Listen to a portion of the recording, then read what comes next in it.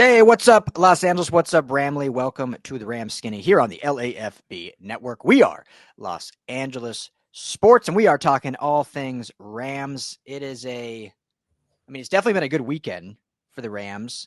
I think a good day today, too. Trade just happened, which we'll get to. But Matthew Stafford remains a Ram, as he should. There's that scene in Draft Day, one of the greatest sports movies of all time, when leading up to the draft, all the pundits, all the radio shows are talking about go get Bo. They just got the number one pick. And then I remember at the very end of the movie when they trade back and they get Vontae Mack, or they don't trade back, they get Vontae Mack and they trade back into the first and get the running back. And then all the radio guys are like, and Brian Drew remains the rightful quarterback, as he should be, the Cleveland Browns, like they call it all the time. So we're doing that right now, as he should be. Matthew Stafford back. We'll talk that. We'll talk some other pending or even just potential free agents that McVay talked about being back with the Rams. And then, as I said, the trade, Jonah Jackson traded to the Bears. We'll get into all that as free agency frenzy is just 1 week away. First and foremost, my man Skinny T, looking fresh, looking good. Saw you over the weekend. Pleasure as always. How are you doing, my man? I'm doing great. You and your wife and your young daughter joined us for some pork that I cooked up. It was a great night. Did you like playing Phase 10? It was great. Yeah. Phase 10 was great. It was I wanted to finish it, but it's definitely a game you need quite a bit of time to get through it. We were going on like 2 hours and we were like only halfway through the phases. Really? We were playing? Wow. Okay. Well, that was time flies when you're having fun. But yeah, there's alterations you could make to that game, make it go faster. But yeah, I'm doing really well. I love this time of year when things start to take shape, things start happening. The rumor mill kind of shuts down in a way where it's things just happen, and team building, which is one of the more fascinating and interesting things about this sport, particularly. Fitting all these guys together, the 52-man roster, the draft picks, the free agents. It's just, it's so compelling. I just don't understand how anybody could not love American football, NFL. It's great. What a sport. What a sport. Because every other really just league, obviously everyone has the free agency and the draft, but you're not dealing, like you said, with a 53-man roster. Basketball is 12 spots. 5 starters, like essentially 6 impact players. Hockey's the closest with 20 skaters and 2 goalies. So there's a little bit more in that, but that's still half. Baseball, obviously, you have the 40-man roster, but how many of those are impact players? They all have it to an extent, but football is there's just so much more to it because, you have 22 starters, but player 53 can play an impact. And we see that all the time. Practice squad guys get called up and make an impact. Again, not saying it doesn't happen in their sports, but it's so much more brevity in the NFL that makes this time of year so fun. And obviously I love the actual football season and covering the season, but the off season is so much fun because there's just so much unknown. And it's crazy to think that here we are sitting on Tuesday, that less than a week, Monday, March 10th, the tampering period begins, essentially meaning free agency begins, because that's when all the deals get announced, even though they don't become official till the 12th. So Skinny T and I are going to be like zombies all week around the horn because we know the Rams will be active and everything as they always are. So all week, keep it right here, LAFB. We'll maybe Skinny will even do little like video updates daily instead of just our usual 2 days a week Rams Skinny. We'll do some video updates, but then obviously everything on LAFB Network we're going to have 15 to 25 articles a day going up there. So we'll probably have a free agency tracker. I think we did that last year, so we'll try to get that going this year. So make sure, everyone, you're tuning in right here on Rams LAFB, and please head over to LAFB Network for all that extra bonus coverage there. Show, as always, brought to you by our friends at BetOnline. Head to betonline.ag today. All the best money lines, games, spreads, point totals, sports, aplenty, all the superlatives to describe a great wagering website. It's all at BetOnline, easy to use. They actually just updated their website now that are including single game parlays. That was like one of the things that with these other sites that weren't DraftKings and FanDuel that kind of lacked. They didn't have that easy same game parlay setup. BetOnline is now updating their software and has that. So head to betonline.ag today, where the game starts. Tell them the guys at the LAFB Network sent you. All right, Skinny, let's start with Stafford. We've spent like a month talking Stafford, so I promise all you guys listening, we are not going to talk very long on that. We actually had another episode that was set to drop at the end of last week. We recorded it. It was basically talking as if Stafford was gone and what options the Rams would move forward with. And I had it uploaded to YouTube. I was literally just in the process of creating the thumbnail, and then it broke that Stafford was back. Great, which we're happy about. I'd much rather him be back than our episode, but our episode was moot at that point. So trashed that, deleted it, wasted time, but happy to do so because as everyone wanted it, as it should be, Matthew Stafford is back. So let me just ask your reaction, Skinny. Like we both kind of, as of, when did this actually go down? Was it Saturday that it happened? I believe. Sunday, sometime over the weekend. So as of Thursday or Friday when we recorded, like it felt pretty strong that he was gone. It was feeling that, not just by me and you, like that was like everyone, even like the Rams faithful, but obviously all the national reporters, it was feeling like, man, the deal's on the table with either the Raiders or the Giants. If they can put up a trade package, the Rams don't want to budge. It's happening. And then in the 11th hour, it happened. So what was just your reaction to all of a sudden, hey, everything's good, bygones be bygone, nothing ever happened, Rams and Stafford moving forward? Yeah, it was the most logical thing for both parties. That was always the strange thing. People were arguing the logic of the situation, but it was an illogical It was illogical at its end, right? Because it's like Stafford wanted to test the market. The Rams need to figure out a plan for the future. These are the illogical things that were happening. But when it came down to it, it's 2025. They got a roster built. They've kind of got their foot in and out of one era into another era. Mm-hmm. So it's what needed to happen. It was the thing that was made the most sense, and cooler heads prevailed. And how you know that cooler heads prevailed was that he settled for less money. Mm-hmm. It sounds like they're not making any long-term commitment to him other than already what's on paper. So that's the sign that it was like a true negotiation where they met in the middle. Nobody had to overextend. Everybody got a little bit of what they wanted. Yeah. Based on the reporting as of right now, Tuesday at 1:30.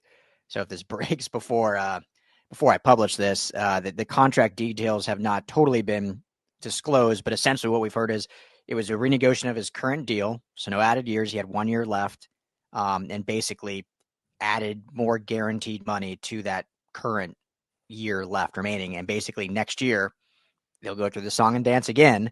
And McVay said again afterwards, like we want Stafford here as long as he wants to play here, but it sounds like it'll be a year-to-year contract situation, which I don't necessarily love in terms of just kind of the from where we stand, but obviously for the Rams, that's what they wanted. They wanted it to be a year-to-year thing. Obviously with Stafford's age and just the way contracts work, the salary cap, the way the market gets reset every single year. So I think it worked out for him. We were, maybe people could disagree, but we were maybe a little overly critical, or at least I was, of like, why would you chase the money when what you have here? And not saying he listened to me or heard me, but I think obviously he felt that same way because he took less money to stay here, knowing this was the best shot to win a Super Bowl.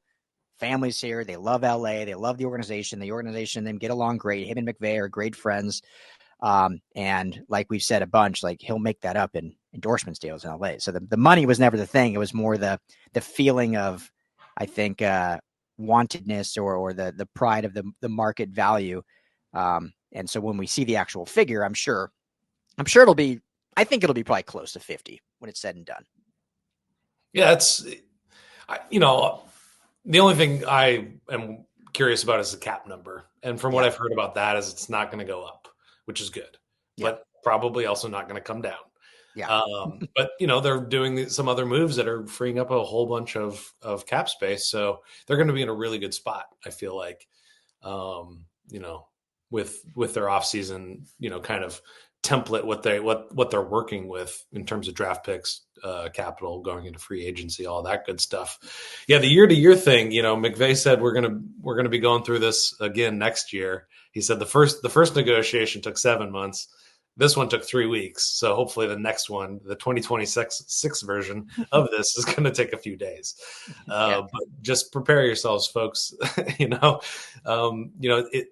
Stafford comes across as a real down to earth guy, but behind the curtain, when he's got a little bit of a diva to him.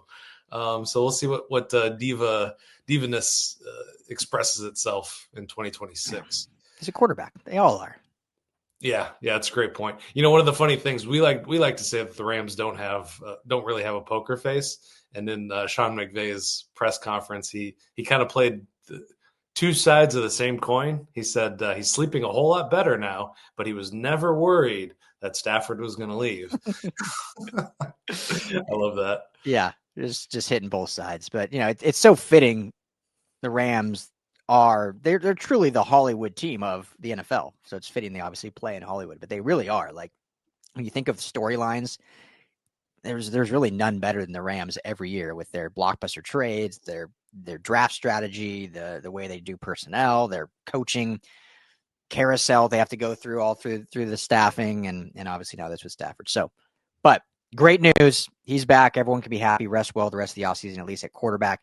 Got to still get a backup. Jimmy Garoppolo is a free agent. There's talk that they want him back. I know there was rumors that they were okay just re-signing him as the starter if Stafford left. I don't know if that was more of a rumor mill to kind of push the Hollywood narrative or not, but they do want him back in a backup role. If not, they could maybe sign some other veteran or Stetson Bennett still on the roster. And last thing I'll say, and we'll talk about this more after free agency, is I don't think this still means, in my opinion, the Rams should draft a quarterback. Not necessarily saying with their first round pick, but at some point, I think it would be absolutely wise to take a flyer on a quarterback at some point. So that's something we can discuss later on. But let's talk the big news today, and we can get into some other tidbits. But Jonah Jackson, during all of this Stafford talk, was put on the trade block.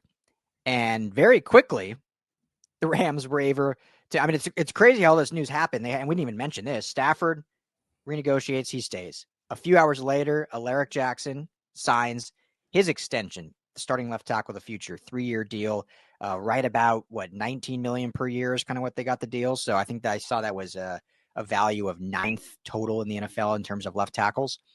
So depending how you think of Jackson, a pretty good deal. Maybe not a huge overpay. So I think that's a good thing. And then now Jonah Jackson put on the block, traded today to the Bears for a 6th round pick. Compensation's fine. We all knew they weren't going to get much for him. He reunites with Ben Johnson, who was the Lions offensive coordinator, who Jackson got his best years with. So hopefully it's a good fit there, as the Bears needed a huge boost on the offensive line. So this trade, in terms of just that, felt like a perfect match for both teams. The Rams were just, it was a bad all around, needed to move on. And the Bears get someone that had some success with their head coach, and their offensive line was abysmal, so it can't get any worse. The good news for the Rams, and I'm getting long-winded, so I'm going to give it to you, Skinny, right after this, is the Bears are going to retain all of Jonah Jackson's salary. He was due to make $17.5 million this season, plus a roster bonus. They're taking all of it. So the Rams end up saving $4.5 million in cap space, or 4.6, somewhere around there, in this deal. So, Skinny, all that long-windedness. Are you surprised, one, how quickly this happened? And two, are you surprised, again, the compensation is fine. I don't think a 7th, a 6th, a pick swap, I think it was more the contract. The fact that the Rams were able to get rid of the entire contract, are you surprised by that? Yes and no. I mean, you look at the market, what happened with Trey Smith, Alaric Jackson coming off the board already. These the Bears didn't have a lot of choice, and the Rams were motivated sellers. They wanted to move on as fast as possible to get the max savings for the cap, 14.6 mil. I think you maybe mentioned that. Sets them up well for free agency.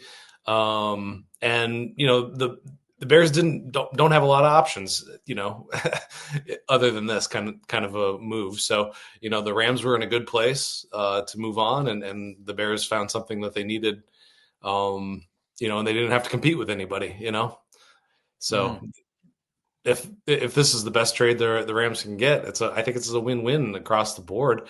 Yeah. So it didn't work out, and he didn't have a place on the roster. Wasn't a good center, wasn't going to be a left guard. So there you go. Yeah, Pretty and cut and this dry. is yeah, and this is we've said this about the Rams a lot. They make mistakes, right? Like there's a lot of fans that are just like, just trust the Rams. They're geniuses. I mean, they are. They're great, but they make a lot of mistakes. But where they are geniuses, and where I give them so much credit, is when they make those mistakes, they don't let them linger. They just like, okay, let's just eat it and move on. Like we've seen it time and time again. We saw it more recently with Bobby Wagner a few years ago. I mean, he was on a 5-year deal. 1 year into the deal, they cut ties with him, and that wasn't even necessarily didn't work out. He was played well with them, but then at the time they were in love with Ernest Jones, and then we know what happened with Ernest Jones, and that moved on. This is another one. Like this was an absolutely failed signing across the board. Like when it happened, it was again, not saying we knew everything was going to happen, but when the signing happened, it was like, ooh, this is a guy with injury history that you just signed Kevin Dotson to a big deal, and now you're going to do this. Like I get the reasoning of wanting to fortify your line for Matthew Stafford, but you're signing a guy that plays the same position as your stalwart rookie that just had a great year, and now you're going to move guys around, and they moved him again. Like it was just doomed from the start, all around bad.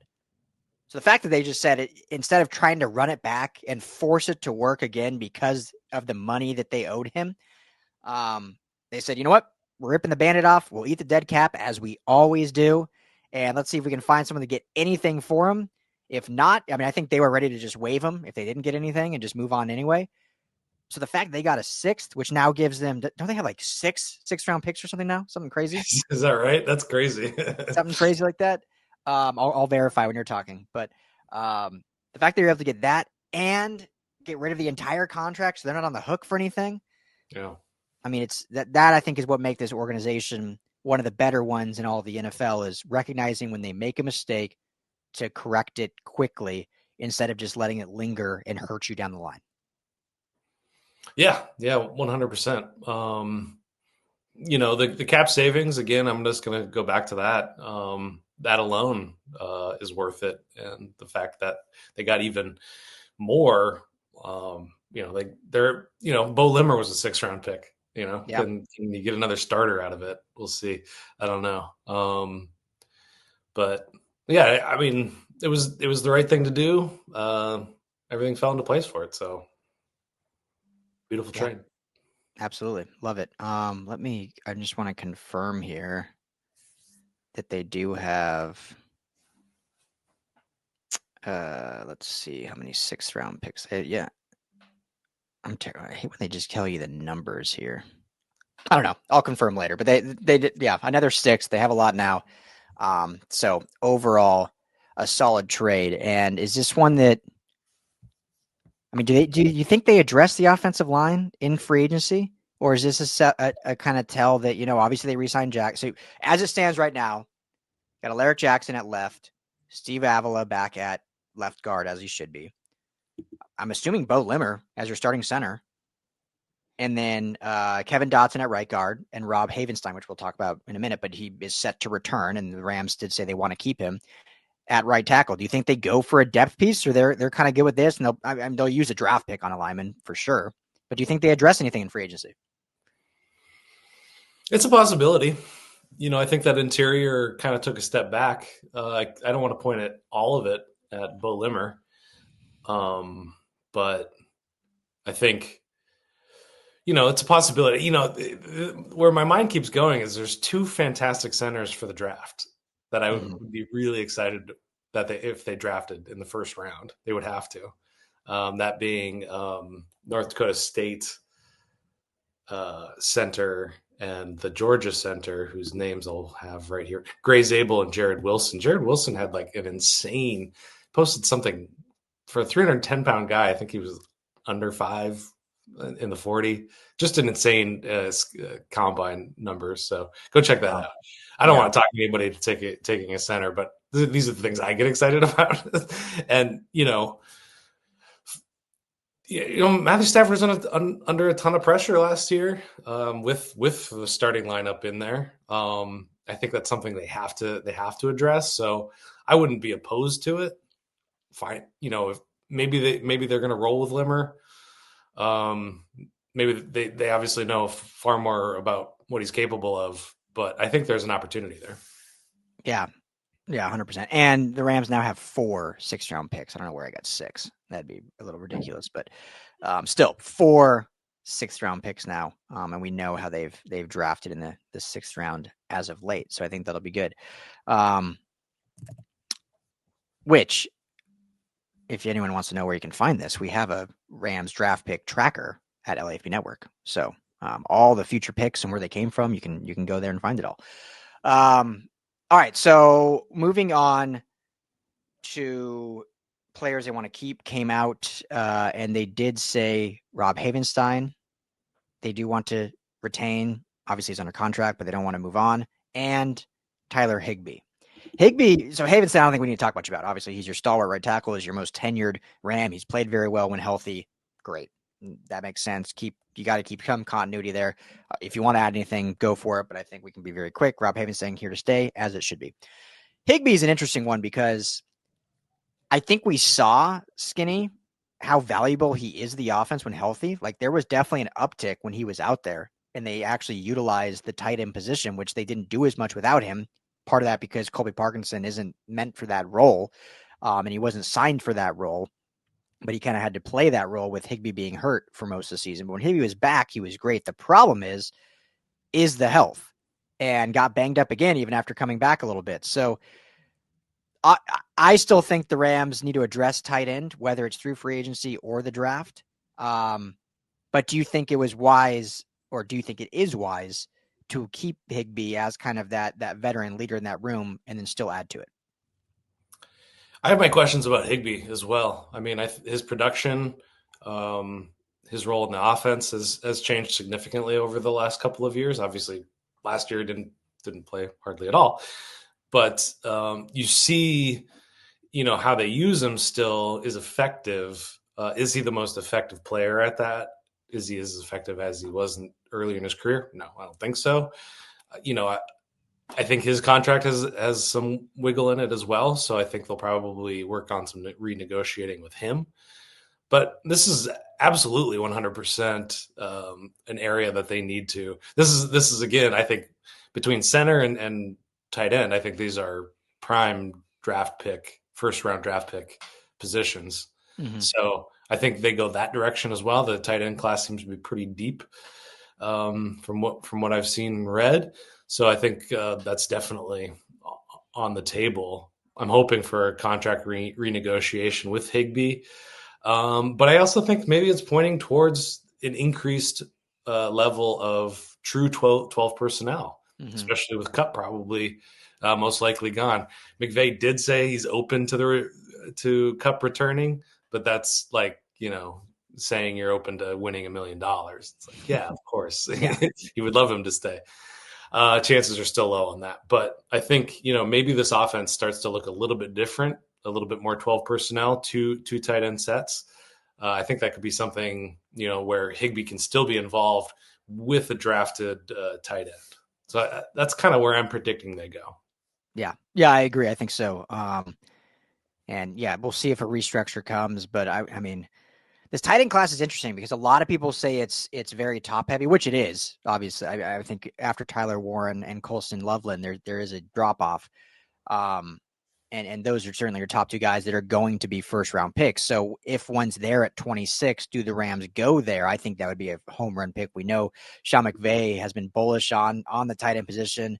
His first pick was a tight end in Gerald Everett, ever as a head coach. Last year, he aggressively tried to trade up to 10 to get Brock Bowers. Obviously, it worked. Brock Bowers is great, so it would have been a home run pick, but obviously it worked out that they stayed pat and got Jared Verse. But I think it's clear McVay wants kind of a do-it-all, game-changing tight end. And Higbee at times can be that, but it's just the health and even just the inconsistency there a little bit.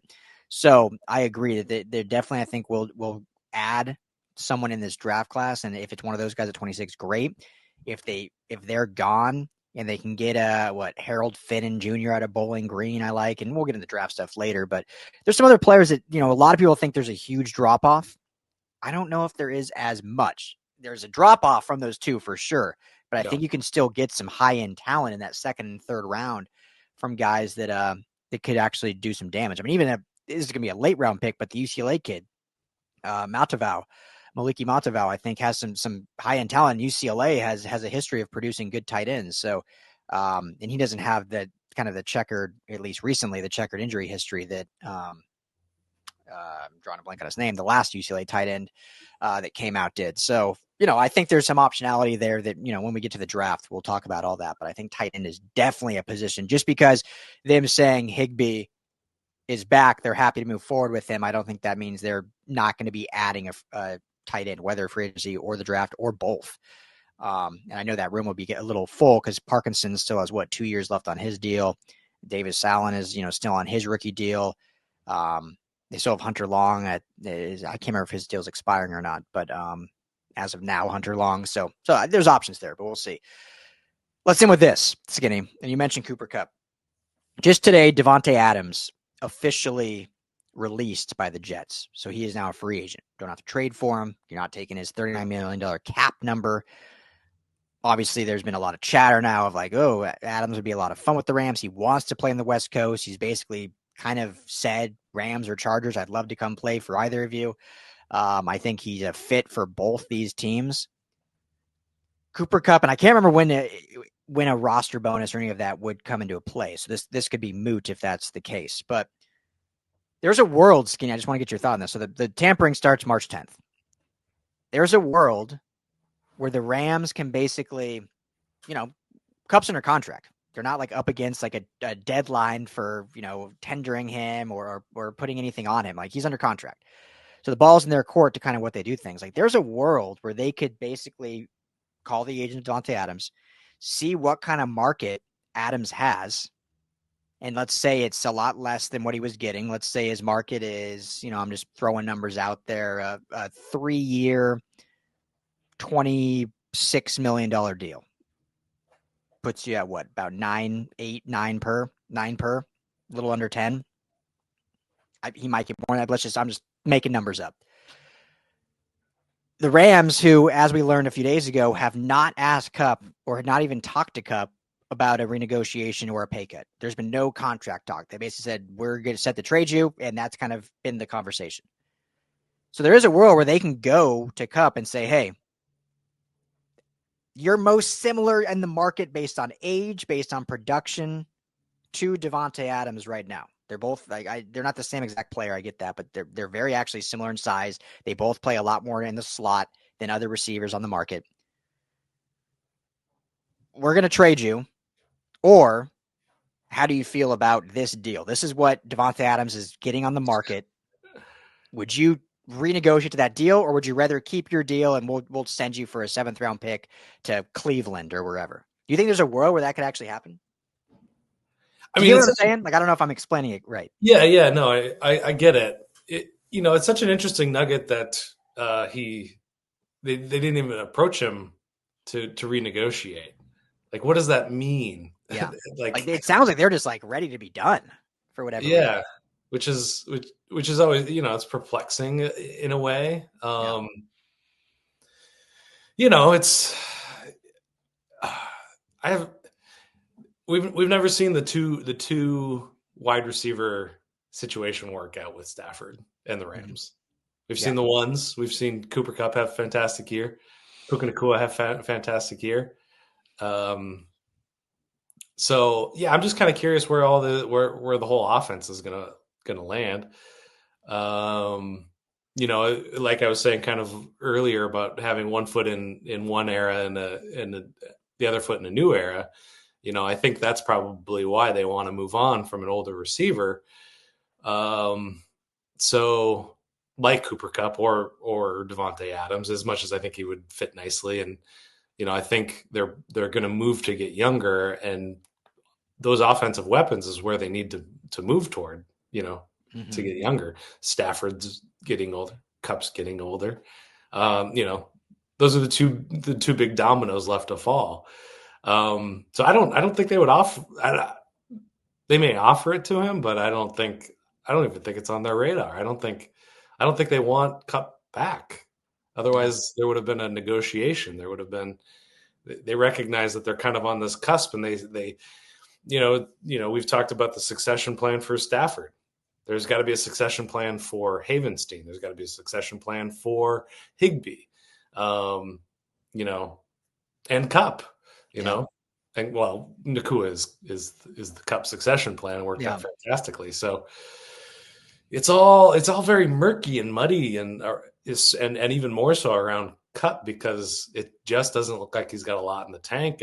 And with the huge contract and probably going to get cut instead of traded at this point, it almost feels like a sort of like what you're talking about earlier, and that kind of like we've recognized that we've made a mistake and we need to move on. Mm-hmm. That's where I see that. That's the only thing I could think. I mean, I don't know.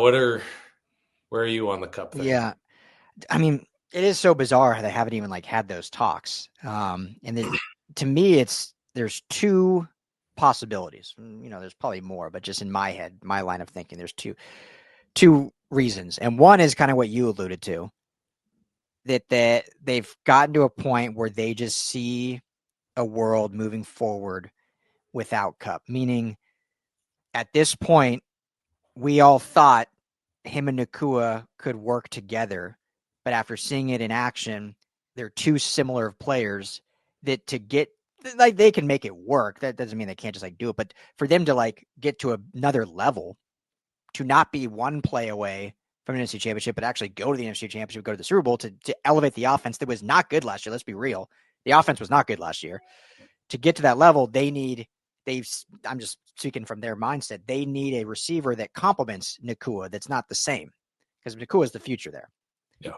And so that's one of them saying, you know what, Kupp, it's just too much repetitiveness. They're the same. They play from the slot. We're forcing a square peg into a round hole by having this. Like, let's just move on, and we need to go get a true like X receiver, big 6'4" jump ball guy. And that wouldn't be Devontae Adams either, for those out there wondering. So there's that side of it. The other side, and I just to relate, I like, every now and then we like to relate to real life scenarios. I had a buddy that was running a company, and he had this job open, and I did some stuff for him, some freelance stuff or whatever, and had this job opening, and I was like, oh, that could be perfect for me. Like it would get me away from what I'm doing now, and it's in an area I'd want to work. He never offered it to me. He ended up hiring someone that was way less qualified than me, in my opinion.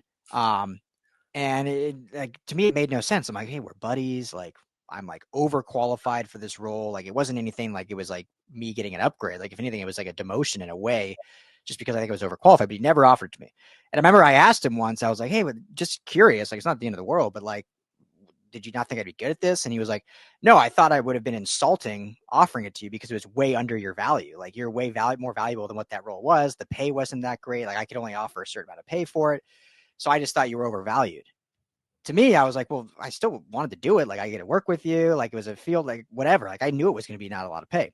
So the only thing the other scenario of this is the Rams saying, we don't want to insult you by saying we will only pay you $8 million a year, because we do think you're worth more. We just can't pay it right now. Like, we gave you this contract. Unfortunately, we're moving in a different direction on offense, and we can't pay you the $17 million or whatever you're worth. But we believe you are worth that in terms of the market value of the NFL. So we would rather give you somewhere else, not insult you by making you take a 50% pay cut when you can get paid that somewhere else. That's the other side that maybe, I mean, I still don't know why you're already under contract, at least have the conversation, but I don't know. Maybe that's part of it. Like, they're afraid to insult him. I mean, just telling the guy you're going to trade him. I mean, I think it's already kind of insulting, right? Like, he wants to stay. He wanted to spend his whole career here. Yeah, I think it's over. I mean, they got to make these hard moves, and we gave them a round of applause for doing it with Jonah Jackson, and this is a harder round of applause, but I think it's the right choice that they have to make. It's the hard choice. Nobody likes it. Mm-hmm. He's a fan favorite for a reason. Puka Nacua loves him for a reason. Sean McVay, said he's changed his life, just because of the kind of person he is.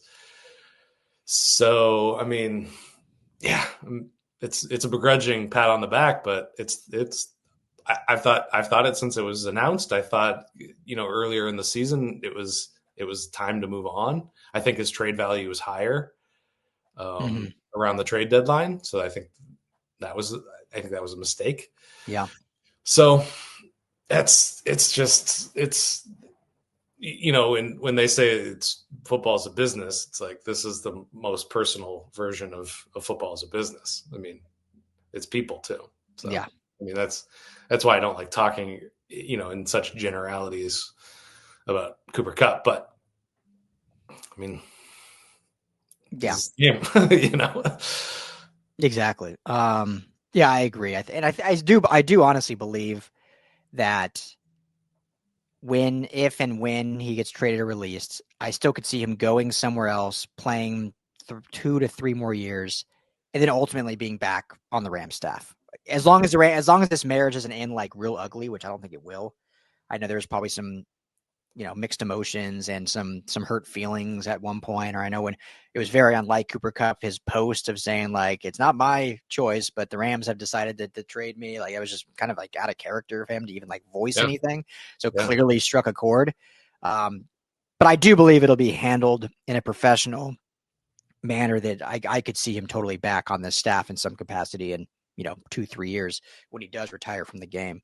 So let's end with this. Debo was traded to the Commanders. What did he end up netting again? It's been such a whirlwind of a few days. Did he get a second? Did they get a second round for him? No, fifth rounder. Fifth round. Thank you.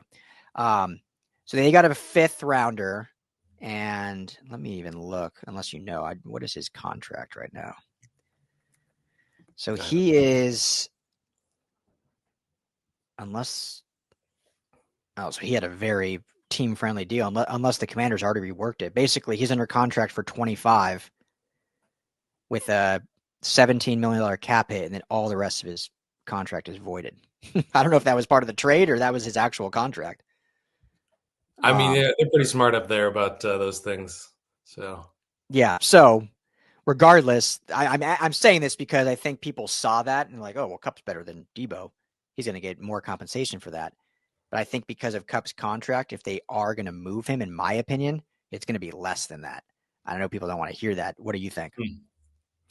yeah, I've always kind of had my eye on a six for Cooper Kupp, and the fact that it's taking so long and that there are so many uh, wide receiver needy teams out there that's why I'm leaning that they're going to have to cut him because they owe him a bonus here in a couple of days next week if they're not able to cut or trade him. So I think that news will come sooner than later. And it might end up being a pick swap situation. I think I think he's got value. I just don't think that actually I think it's similar to Debo. It's like you get hurt a lot, and what's your role going to be on an offense? I mean, he fits so perfectly in Los Angeles as Debo fits so well in San Francisco that it's almost like the glove fit just too perfectly, in those places. So yeah, I've been kind of eyeing a six, and I think they're probably asking for more than that. Yeah. Oh, I hope so. I hope they're asking for more. That'd be great. Considering they got a six for Jonah Jackson, who, not saying Cooper Kupp has been a better player, but Jackson is younger and, whatever. So not at different positions, so it's hard to even gauge that. But yeah, I think a six is probably anything higher than a six would be a really good value for the Rams, I think. Yeah. Based on the 2 years left. And he's only got $5 million guaranteed this year. But those cap hits, if they, obviously they're going to have to renegotiate because the cap hits are like 27 million this year and 29 million next year. So, pretty massive cap hits that a team would have to incur, depending how this trade goes down. So, we've talked about this before, so we'll be very quick. But like, what teams do you see him? Is there a fit you like out there where you're like, ooh, it'd be fun to see him there? Like, obviously, we don't want to see him leave, but is there a team you're like, yeah, it's that'd be a fun fit? Um, Houston has always been one I've been really intrigued by, just because they have number one receiver there, and Nico Collins. We'll see what happens with Tank Dell, but you know, just somebody to kind of give a bit of relief from that pretty bad offensive line for CJ Stroud. I think that would be pretty interesting. Mm-hmm. Goes completely against Miami Dolphins kind of speed first ethos, but again, creative mind like McDaniels would be interesting. Places like Minnesota always make Mm-hmm. sense. Um, you know, I'd love to see him go to the AFC, not the NFC. So, Steelers really jump out. Yeah. Yeah. For me, I mean, selfishly, this won't happen. Selfishly, I'd love to see him go to the Broncos. I think he'd fit well in that Sean Payton system. They have like a true outside X receiver in Cortland Sutton. So he would be able to play really nice in the slot. But the Broncos they don't have like any big name stars, but they have a lot of youth. I mean, they took 2 draft picks last year, and Troy Franklin and Devon Vele, who can both play in the slot. So I don't think it'll happen just because they're happy with their youth and depth. But I would love to see him there. It'd be fun. I think he'd fit really well there. Chicago, honestly, I could see a good fit, kind of being that Amon-Ra role in this Ben Johnson offense with, Caleb Williams. Keenan Allen's a free agent, so I don't think the Bears are bringing him back. And, DJ Moore and they're the rookie Romo Dunze, kind of both play on the outside. So it would be basically he would take over for what Keenan Allen was supposed to be last year and be that slot guy. So I could see him fitting with the Bears as well. But after just having a trade with the Bears, Jonah Jackson, do they hit the well again, or do the Bears just wait for free agency? So those are two that I would like to see if he wasn't staying here with the Rams. Chargers too. I mean, if you want to keep him in LA, he'd probably fit with the Chargers as well. Yeah, it'd be a great mentor for that young room with Quentin Johnson and Ladd McConkey, both guys on the rookie deals. So I think that definitely comes to mind. I think the Chargers fan base wants like a real game changer. We'll see what they actually get with Harbaugh there. It's always funny to recognize the Harbaugh reality when nobody else does. Do we have to talk about Bobby Brown? Yeah, we could mention Bobby Brown. Last thing on. Oh, sorry. It's funny is the years of, which is why it'll be interesting if Kupp goes there, for how great Harbaugh is, and obviously turn the Chargers around. And this is not a Chargers show, but we've kind of talked about, I think even a little on the show jokingly, but we've talked offline about how I just don't think Greg Roman is like the OC I don't think he's a modern day OC that you're going to actually win a championship with. But what's funny is, you have this quarterback in Justin Herbert. Everyone remembers like the years that Lamar Jackson got like the most scrutiny for not being able to be a true passing quarterback. Greg Roman was his OC. They were just like a pure running offense. They couldn't keep a receiver, or they wouldn't even get a receiver, right? Yeah. Like that was the big thing. Like, we don't give Lamar Jackson weapons. How is he going to be good? It's like, well, that's the mentality of the Greg Roman offense. That's now here in LA. So all these Charger fans are like, oh, they're going to T. Higgins, this, that. I'm like, they're never going to go after one of those guys. Like, they're content with rolling out McConkey, who looked great, and then some other no-name guys, and I think they'll get a good tight end. But that'll be the offense, and then they're just going to keep running it. So Justin Herbert's days of 5,000 yards passing might be gone until they change that offense. Yeah, 100%. But Bobby Brown, you want to mention him? So, he's a free agent, and I don't remember who said what, but he, is a run defender in the offense or in the defense. He's the biggest guy on the defensive line, and he has always seen himself as a pass rusher, and he thinks he just hasn't been given the opportunities to show what he can do in the pass rush. Our Nico interviewed him at training camp, and he straight up said he didn't learn anything from Greg Gaines or A'Shawn Robinson. He learned more from guys like Aaron Donald as a pass rusher, and Leonard Floyd, which plays a completely different position. And it's just amazing that there's such a big disconnect there. What he saw his role should be and what his role was the entire time that he was on the team. Yeah. I mean, that was the thing, right? Like, people have viewed him as a pass or a run stopper his career, and his multiple, including in talking to Nico for LAFB during training camp, and then also on Twitter just a few days ago, basically just saying like I just need the opportunity. I wasn't given the opportunity. And to his credit, a little bit, like when you look at the numbers, because I wrote something on it. When you look at last year, 513 total snaps, 283 run defense snaps, 230 pass rush snaps. So on the surface, like, well, you had 230 opportunities to have more than half a sack. You finished with half a total sack. But for context, and I'm not saying it should have been reversed, so I'm just giving him a little bit of credit. For context, rookie Braden Fisk, 700 total snaps. So he had almost 200 more snaps and 464 pass rush snaps. So double the pass rush snaps. And then he led all rookies with 8.5 sacks total. So he took a little bit, he maximized his opportunity a little bit more. So, I mean, it's a hard, again, we're not in those rooms. We're not in the meeting rooms. But it's what they say in any career field, right? Is you're not guaranteed opportunity. Any opportunity you get, you have to seize. 230 pass rush snaps, like that's some opportunity to sneeze a little bit more than half a sack. Now, last thing I'll say is just because you're on a pass rush snap, your role in that may not be purely rushing the quarterback. Like there's different blitzes and stunts, and sometimes you're like the decoy guy that takes on, you kind of do a stunt that takes on two blockers that would free up a stunting Fisk around the edge or something like that. So there's definitely that going on. He's not just getting 230 opportunities to bull rush the quarterback.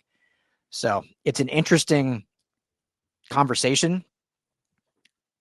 It's, sometimes guys do get screwed, right? Like it absolutely happens. I've talked to former players that like, yeah, the team for whatever reason just, didn't like me. I remember talking to Sua Cravens, who used to, played at USC and got traded to the Broncos, thought he was going to have this role. And then Vic Fangio was the head coach at the time, just didn't see him in that role and saw him differently. And he ended up only being there like half a year and had some injuries and whatnot. Sometimes there's a disconnect, like you said, with a player's version of what they can do and a coach's vision of what they can do. And I think that being said, we probably won't see Bobby Brown back with the Horns. I don't know if you think that or not. Yeah, no, I think it's a perfect opportunity to go out and get a guy that understands what this team needs, and it's a run stopper. I think he could have recognized that as an opportunity to really make a difference on the team. I mean, he had some great tackles for loss over the years. He's made a difference in the run game.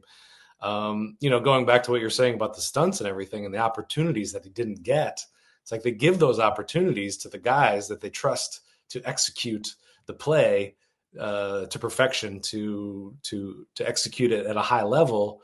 And Bobby Brown wasn't getting those opportunities, not because somebody didn't like him or because, they had a bad reputation or something like that. It's because, well, you got other guys on the team that can rush the passer a bit better than you, man. Yeah. I asked Todd Gurley, what's the difference between a running back that gets a lot of balls thrown his way and a guy that's just more of a pure running back? And he said, it's just play calling. It's just like that can't be the only difference, So all that to say is, it was always fun covering him. Yeah. Freaking Bobby Brown. He was in the doghouse a lot too, right? Yeah. I mean, that was my favorite McVay quote was freaking Bobby Brown after somebody saw him on the practice field without his pads. He took his pads off early and chillaxing. I guess that's a fine. I mean, that's you ask about not getting opportunity. That's not going to help your cause. Not at all. Not going to help your cause. Coming from someone that was always the shortest guy on every team I played for, like I didn't get many opportunities, so I had to make sure the few that I got, I maximized every ounce of that opportunity. And that's what everyone has to do. And again, sometimes you do get kind of screwed. Sometimes coaches just like certain players better, whether it's personality, whether it is a little bit of a skill set, whether it's unfair, whatever. That's unfortunately life, not just football. So, but I'd like to see him back because I do think he is a really good run stopper. I think he was really good in that role if he liked it and wanted to seize it. Now it sounds like he's going to want to go seek an opportunity where he can be a more versatile player in terms of having more of a role within the pass rush as well. in which case I wish him all the best and hope his case. Because when he was drafted out of A&M, I mean, I was hyped on the pick, and I'm not saying he was a bust. He had some good snaps here. But I was like, this is a guy that has a lot of opportunity. And, I talked to Coach Henderson about the pick, and he loved it and saw like the mold of Aaron Donald in a way of having that versatility. And whether it was his own fault, whether it was the team's, whatever, it didn't necessarily mature to that. So we'll see. But if he goes elsewhere, I hope enough for the best. Hopefully he just doesn't go to like the Niners or the Seahawks or the Cardinals. As long as it's not that. So anything else to add? We'll wrap up. Let's get out of here. All righty. Well, thank you all, as always, for listening to the Rams Skinny. If you have not already, please hit that like and subscribe button on our YouTube. It's Rams LAFB is how you can find it if you're not there. Rams LAFB. Helps us out a ton when you subscribe. If you're on podcasts, Apple, Spotify, just search Rams Skinny, or all of our Rams coverage, and all of our Los Angeles sports coverage is at LAFBnetwork.com. Free agency is just around the corner. It's going to be a busy frenzy here at LAFB, and we've got you covered. For Skinny T, I am Ryan Darrett. Everyone be well, be safe. We'll talk to you all in just a couple days.